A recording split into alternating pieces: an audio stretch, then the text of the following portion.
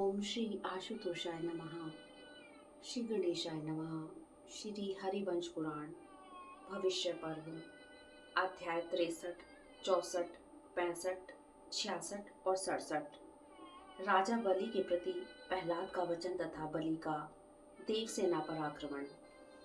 वैशंपायन जी कहते हैं, जन्मेजय, बृहस्पति जी की कही हुई यह सच्ची बात सुनकर अग्निदेव उस रण क्षेत्र में पुनः प्रज्वलित उठे, मानो किसी महायज्ञ में घृत की आहुति पाकर वे फिर से धधक उठे हों। समर भूमि में प्रदीप्त अग्नि के द्वारा दैत्यों की सारी मायाएं नष्ट कर दी गई। माया तथा बल के नष्ट हो जाने पर वे बलि की सेवा में उपस्थित हुए। अद्भुत कर्म करने वाले अग्नि के द्वारा समस्त दैत्यों के परास्त कर दिए जाने पर प्रहलाद ने दैत्यराज बलि से यह उत्तम बात कही। दानव शिरोमणि, अग्नि, वायु, सूर्य, जल, चंद्रमा, नक्षत्र, दिशाएं, आकाश तथा पृथ्वी, सब कुछ तुम ही हो। भूत भविष्य वर्तमान भी तुम ही हो। भगवान स्वयं ने तुम्हें यह वर दिया है कि तुम इंद्रत्व और अमरत्व प्राप्त करोगे। युद्ध में तुम्हारी पराजय नहीं होगी। ईशित्व, वशित्व, अपरिमित शुभ बल तथा संपूर्ण भूतों का अधिशर्वत्व तुम्हें सदा प्राप्त होगा। तुम महायोगीश्वर होगे और महासमर में शौर्य प्राप्त करोगे। अणिमा, लघिमा, अन्य जो सात्विक गुण हैं वे भी तुम में सुलभ होंगे। तुम सेवकों सहित समस्त देवताओं को पराजित करके महान ऐश्वर्य प्राप्त करो। ब्रह्मा जी ने जैसा कहा है वह उसी रूप में सत्य होगा, उसे कोई मिथ्या नहीं कर सकता। महात्मा प्रहलाद का यह वचन सुनकर राजा बलि को बड़ा हर्ष हुआ। वे उत्साहित होकर इंद्र के रथ की ओर चले। इंद्र के समीप जाते हुए उत्तम शोभा से संपन्न महान असुरेंद्र बलि को उस समय पवित्र पक्षी और श्रेष्ठ पशु अनायास ही दाहिने करके गए। उस समय युद्ध के मुहाने पर स्थित हुए महाभाग जटाभार को धारण करने वाले विद्वान तपस्वी युद्ध उपयोगी वेशभूषा से विभूषित होकर रण की यात्रा करने वाले राजा बलि की विधि पूर्वक मंगलमय मंत्रों द्वारा स्तुति करने लगे। तदंतर उन्होंने देखा कि शत्रुओं की सेनाएं रणभूमि में अग्नि के द्वारा सब ओर से सुरक्षित हैं। वे निरंतर उत्कर्ष के पथ पर बढ़ती हुई उग्रतर होती जा रही हैं।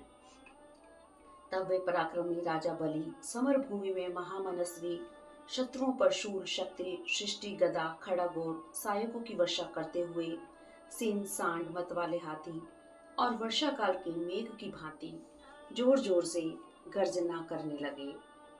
उत्तम भुजा ही उन्हें उत्तेजित करने वाली भयंकर वायु थी और पुरुषार्थ एवं पराक्रम ही उस अग्नि को उद्दीप्त करने वाले ईंधन थे। अध्याय 64, बलि और इंद्र का युद्ध तथा इंद्र का रणभूमि से पलायन। वैशंपायन जी कहते हैं, जन्मेजय, राजा बलि ने देवराज इंद्र को छोड़कर शेष सभी देवताओं को सेना सहित पराजित कर दिया। बलि से पराजित हुए देवता महाबली इंद्र के पास गए और इस प्रकार बोले, देवराज, आप ही इंद्र हैं, आप ही संपूर्ण लोकों के धारण पोषण करने वाले अविनाशी प्रभु हैं। आपके वीरोचित कर्मों की कहीं उपमा नहीं है। आप अनुपम तेज से संपन्न हैं। बड़े बड़े असुरों ने हमारे साथ ही समस्त देव सैनिकों को यहाँ मार भगाया है और हमारे रथों के पहिए, ध्वज तथा धुरे तोड़ डाले हैं। वे प्रभावशाली देवराज सूर्य देव की किरणों के समान कांतिमान किरीट धारण किए हुए थे। सहस्त्रों देवता, गंधर्व और यक्षों के समुदाय उनके पीछे पीछे चलते थे।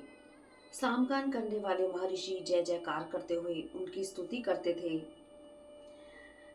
अदिति के प्रिय पुत्र वे देवराज इंद्र समस्त प्राणियों के लिए अजय थे।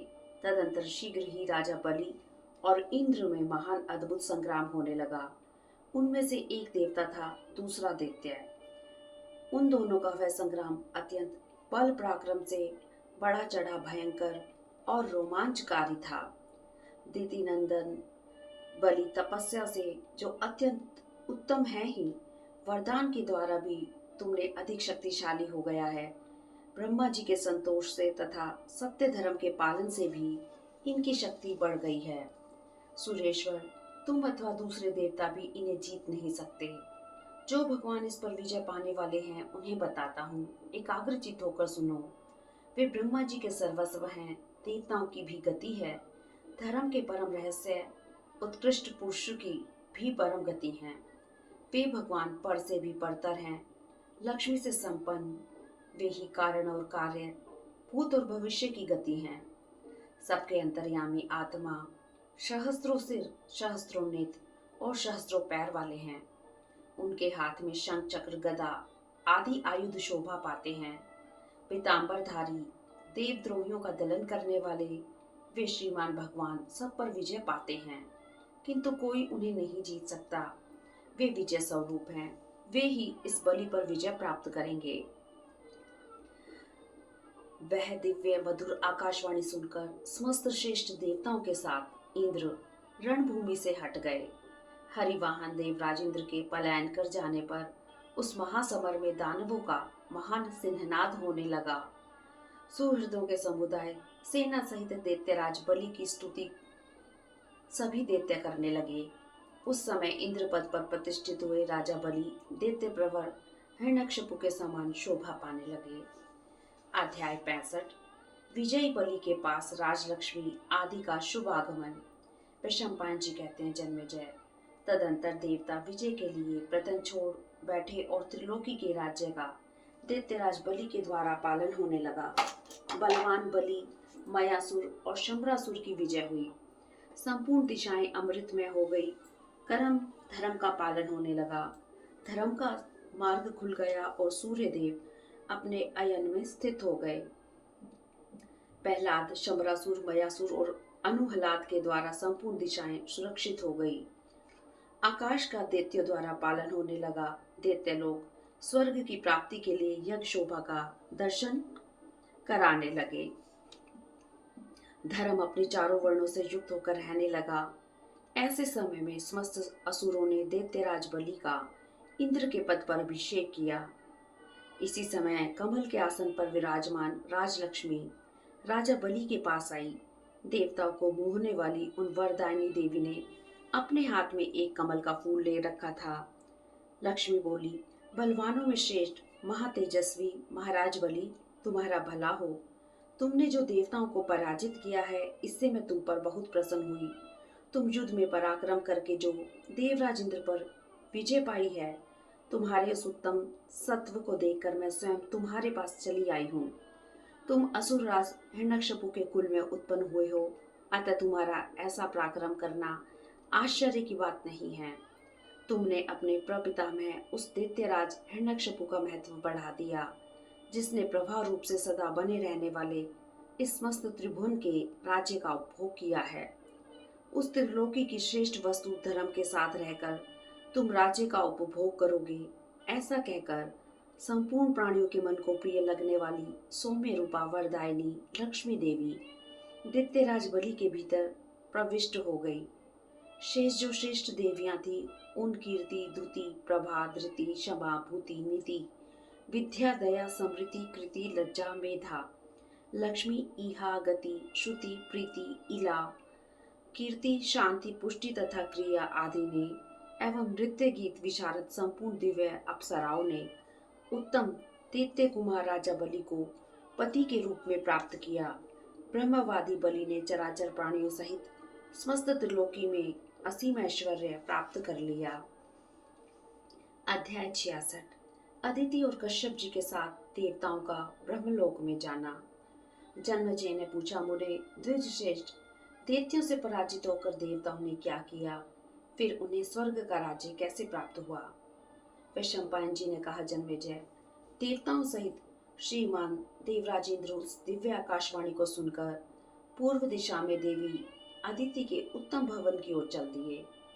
अदिति के भवन में पहुंचकर इंद्र ने युद्ध स्थल में पहले जो आकाशवाणी सुनी थी, उसे वहां माता अदिति के समीप कह सुनाया। अदिति बोली, बेटा सहस्त्रलोचन शतक्रतुरो, यदि ऐसी बात है, यदि तुम लोग और समस्त मरुदगण भी रण क्षेत्र में विरोचन कुमार बलि का वध नहीं कर सकते, यदि वह असुर केवल उन एकमात्र सहस्त्र मस्तक वाले भगवान के हाथ से ही मारा जा सकता है, दूसरे किसी के हाथ से नहीं।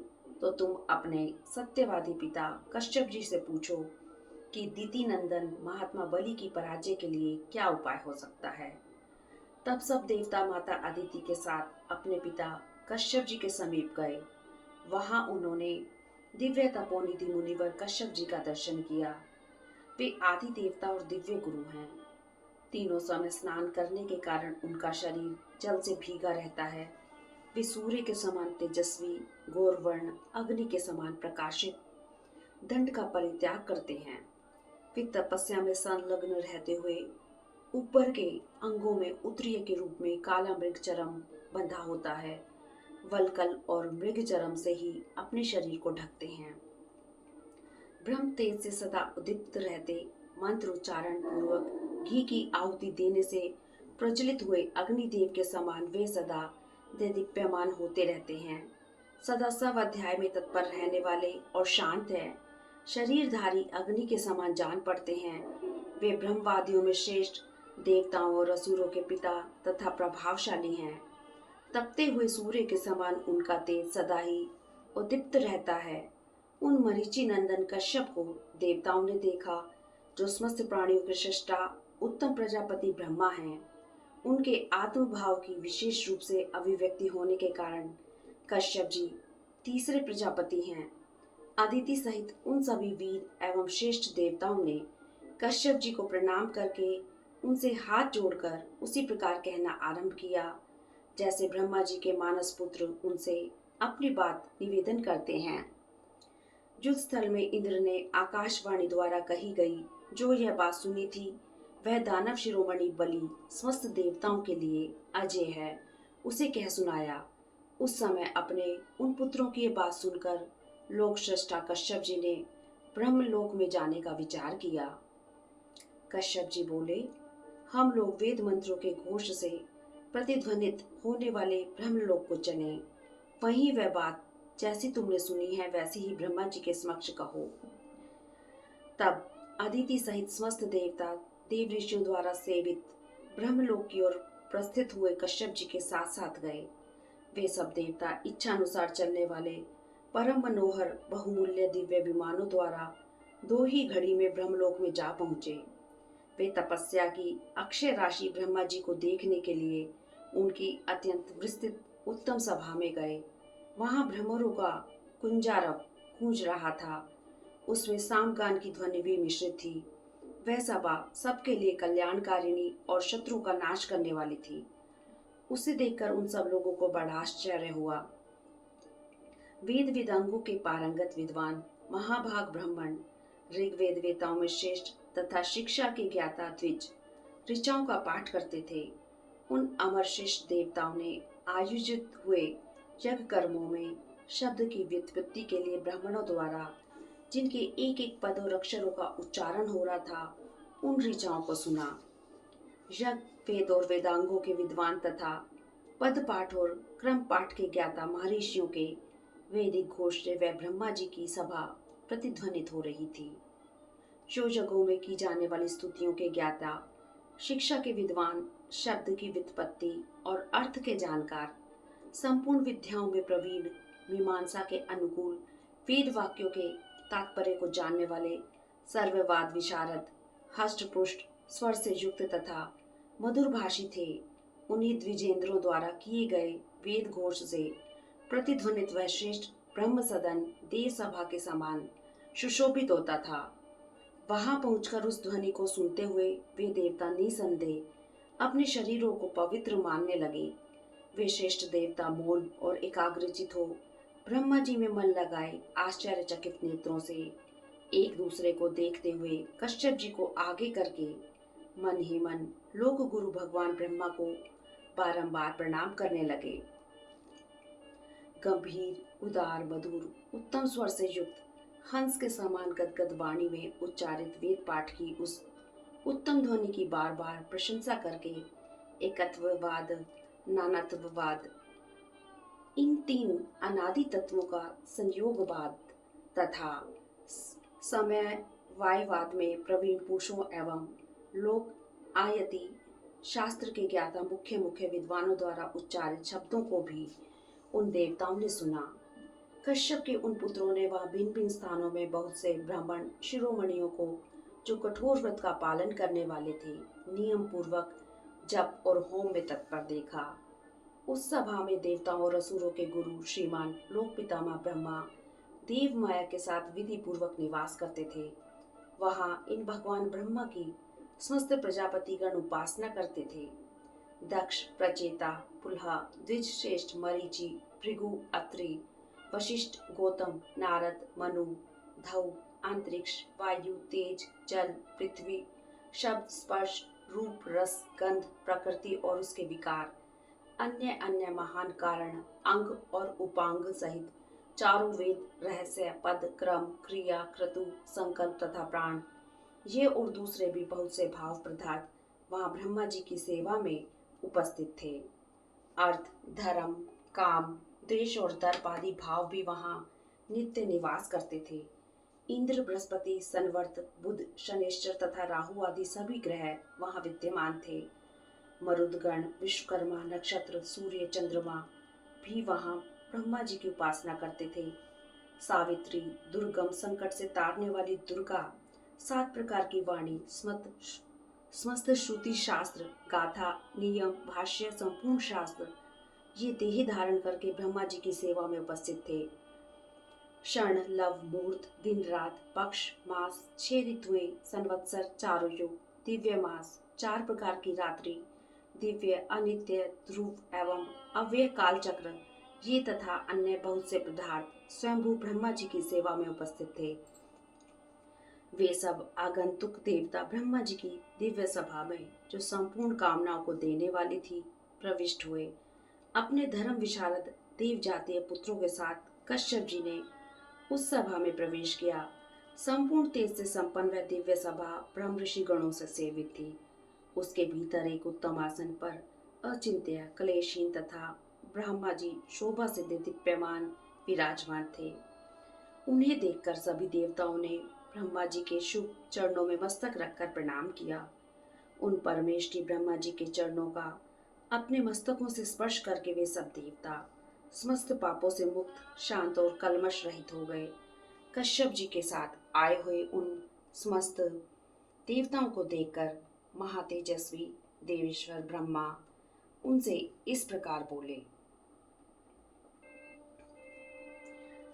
अध्याय 67। ब्रह्मा जी की आज्ञा से कश्यप और अदिति सहित देवताओं का क्षीर सागर के उत्तर तट पर जाकर तपस्या में संलग्न होना। ब्रह्मा जी ने कहा, महाबली देवताओं, तुम सब लोग जिस उद्देश्य से यहाँ आए हो, यह सब मैं व्याग्रता रहित होकर जानता हूँ। तुम लोग जिसकी इच्छा रखते हो, तुम्हारा वह मनोरथ अवश्य पूर्ण होगा। दानवराज बलि पर विजय पाने वाले जो परम पुरुष हैं, वे शीघ्र ही प्रकट होंगे। वे विश्व सृष्टा परमात्मा केवल असुर समुदाय को ही नहीं जीतेंगे, त्रिलोकी के राज्य को भी जीत लेंगे। वे देवताओं में भी सबसे उत्तम हैं। वे ही लोकों के धाता, संपूर्ण विश्व की योनि, सनातन पुरुष हैं। विद्वान पुरुष उन्हीं को सदा आदि देवता कहते हैं। मैं हिरण्यगर्भ उन्हीं का निर्दर्शन प्रतिबिंब पुत्र हूँ। उन सर्वव्यापी परमात्मा देव ने ही असुर शिरोमणि महात्मा बलि के स्वरूप को अजेय बनाया है। वे ही संपूर्ण जगत की उत्पत्ति के कारण हम सब देवताओं के भी पूर्वज हैं। शत्रु को संताप देने वाले वे योग युक्त विश्वात्मा अचिंत्य हैं। देवता भी उन परमात्मा के विषय में यह नहीं जानते कि वे कौन हैं, किंतु वे पुरुषोत्तम देव अपने को तथा संपूर्ण विश्व को भी जानते हैं। उन्हीं की कृपा प्रसाद से मैं उनकी परागति का पता बता रहा हूँ, जहाँ योग का आश्रय लेकर वे दुष्कर तपस्या करते हैं। मनीषी पुरुष कहते हैं कि उत्तर दिशा में क्षीर सागर के उत्तर तट पर अमृत नामक उत्कृष्ट स्थान है। तुम लोग वहीं जाकर तपस्या पूर्वक कठोर व्रत का पालन करो। उस अमृत स्थान में पहुंचकर दुष्कर तपस्या में लग जाओ। वहां व्रत की समाप्ति होने पर उस व्रत के विसर्जन से पूर्व तुम्हें वर्षा काल के सजल जलधर की भांति स्निग्ध एवं गंभीर स्वर में उन अमोघ परमात्मा की सुस्पष्ट वाणी सुनाई देगी, जो उपयुक्त अक्षरों और पदों से युक्त, स्नेहपूर्ण, रमणीय, अभयदायिनी, मंगलकारिणी, उत्तम संस्कारों से संपन्न, वरदायक तथा ब्रह्मवादिनी होगी। उन शुद्ध अंतःकरण वाले सर्वदेव अधिदेव भगवान की कही हुई वह दिव्य सत्यवाणी संपूर्ण कलमशों का नाश करने वाली होगी। वे कहेंगे, मेरे पास खड़े हुए सुश्रेष्ठ गण, तुम्हारा स्वागत है। मैं वर देने के लिए खड़ा हूँ, बोलो किसको कौन सा वर दूं? उस समय कश्यप, अदिति और तुम सब लोग उनसे वर ग्रहण करना। कश्यप और अदिति उन योग आत्मा श्री हरि के चरणों में मस्तक झुकाकर प्रणाम करने के पश्चात निसंदेह यही बात कहें कि आप ही मेरे पुत्र रूप में प्रकट हो। परम भक्ति भाव से ऐसी बात कहने पर वे भगवान तथास्तु ऐसा ही होगा यह कहेंगे। सब देवता भी उनसे यही कहें कि आप हमारे भाई हो जाएं। तब वे संपूर्ण लोकों के सृष्टा श्रीमान भगवान तथास्तु कहकर तुम्हारी प्रार्थना स्वीकार कर लेंगे। इस प्रकार उनसे वर लेकर कृतकृत्य हो पुनः सब लोग अपने अपने स्थान को चले जाना। तब सब देवता कश्यप और अदिति ने ऐसा ही होगा यह कहकर ब्रह्मा जी के चरणों में प्रणाम किया और सब के सब उत्तर दिशा की ओर चल दिए। ब्रह्मवादी भगवान ब्रह्मा ने जैसा बताया था उसके अनुसार वे शीघ्र ही क्षीर सागर के उत्तर तट पर चले गए। वे श्रेष्ठतम देवता क्षण भर में समस्त सागरों, बहुसंख्यक पर्वतों तथा नाना प्रकार की दिव्य नदियों को लांघकर जब भूतल पर स्थित हुए, तब उन्हें अत्यंत भयंकर, समस्त प्राणियों से रहित, सूर्य के प्रकाश से शून्य, सीमाहीन एवं अंधकार से आच्छन्न दिशा दृष्टिगोचर हुई।